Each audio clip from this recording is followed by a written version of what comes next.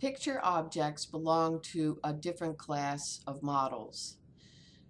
With a picture object, you are able to create a picture using the action box, trigger create, and the command picture with a link to an image on a server on the World Wide Web or on the server of the NIA universe. And you'll learn more about that as you are preparing your presentations.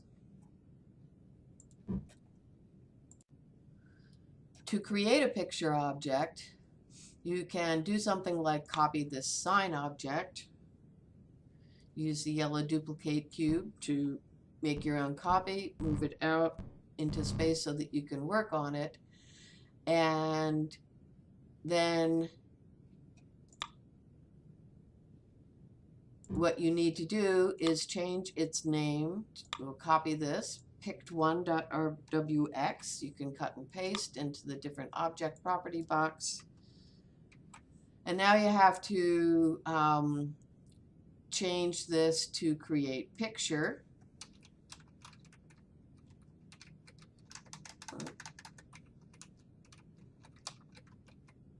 And add the URL of an image that you want to add. So for example, here is an image at Hubble.